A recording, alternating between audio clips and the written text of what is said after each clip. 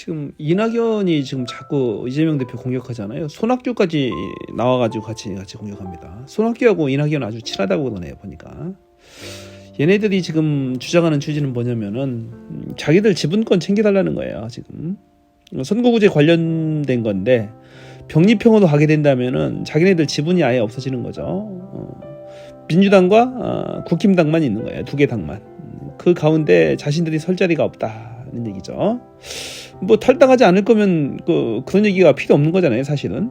탈당했을 경우를 가정한 거죠, 그 얘기는. 또 탈당을 않더라도 자신애들 예전대로 자신들의 지분권을 챙겨달라 하는 얘기죠. 지분권을 챙겨달라. 개파가 있으니까 그걸 챙겨달라. 그런 게 이제 한국 정치에 어떻게 보면 폐해인데 어떤 개파 정치를 주로 했었잖아요. 옛날에 뭐 동규동계, 상규동계 이런 식으로. 지금도 이낙연계니 뭐 이런 손학규계니 그런 게 있습니다. 지금도 정세균계니 이런 게 있는데 지분을 챙겨달라는 얘기예요. 자기 신의 개파들이 당선될 수 있도록 민주당 내에서 지분을 좀 보장해주고 뭐 그렇게 않더라도 그 연동형 비례대표제를 유지를 해서 어떤 제3의 신당이 활동할 수 있도록 해달라는 그런 취지입니다. 안 그러니까 자꾸 이재명 대표를 물러나라고 자꾸 공격하잖아요. 그런 취지예요. 얘네들이 주장하는 것은. 그런데 이낙연이가 알아야 되는 게 뭐냐면은 왜 윤석열이나 한동훈, 김건희에 대해서는 한마디도 안 하냐는 거죠.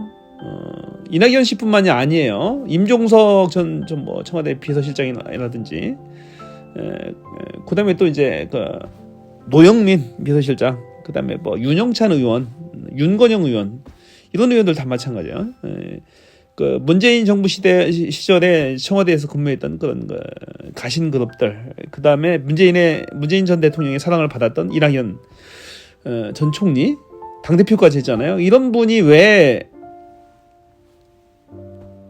지금 현 사태에 가장 큰 책임이 있는 거잖아요. 어떻게 보면은 윤석열이 대통령이 되고 이건 폭군이잖아요. 어떻게 보면은 폭군이죠. 폭군이 대통령이 돼서 국민들을 이렇게 괴롭히고 야당을 괴롭히고 하는 데 대해서는 한마디도 않고 오직 이재명 대표 공격에만 혈안이 돼 있느냐는 거죠.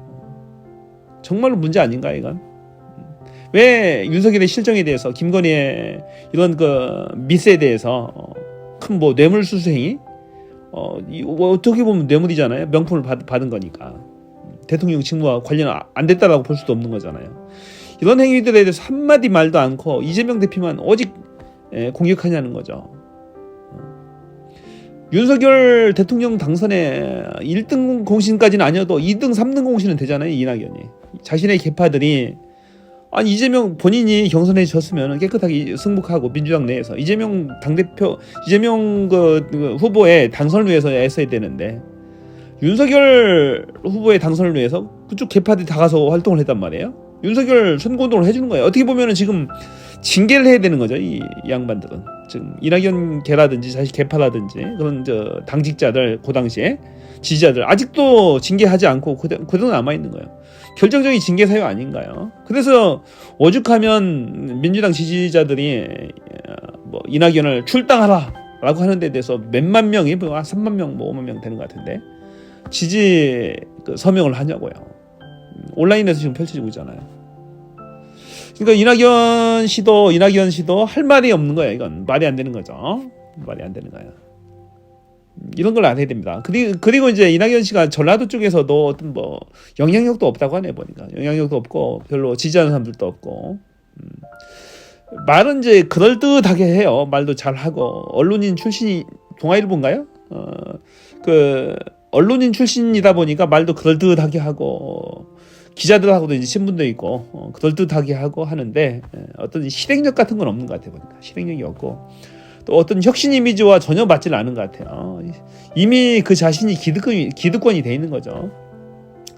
자신의 뭐 동생이 지금 뭐 어디 전에 삼부토건에 무슨 뭐 이사님 뭐니 해가지고 있다고 하잖아요. 그런 소문들이 뒤에서 들리는 소문들이 아주 장난이 아니에요. 토건 세력 중에 토건 세력이다 이런 소문들도 있고 하는 거죠.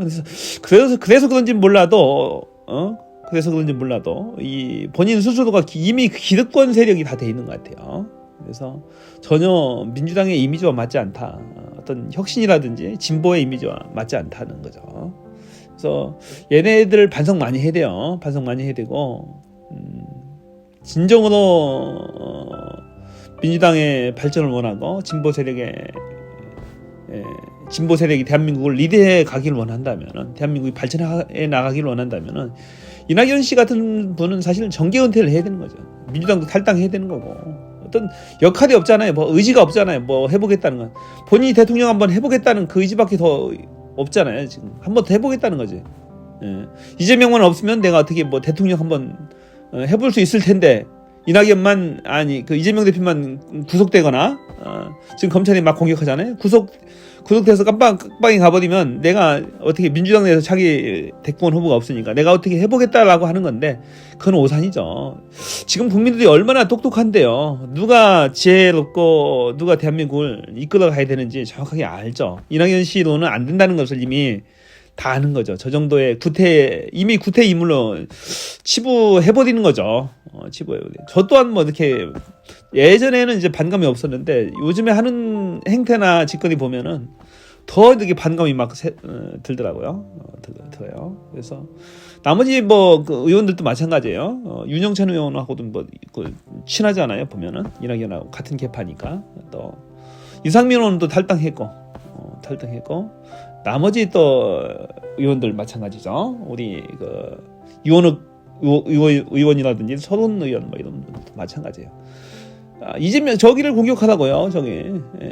윤석열을 공격해야지.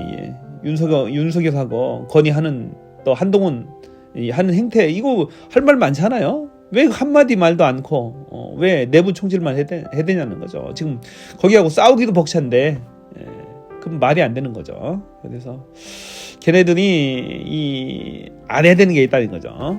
그런 것들을 먼저 깨닫고 제대로 해야 된다는 거죠. 말이 안 되는 거죠.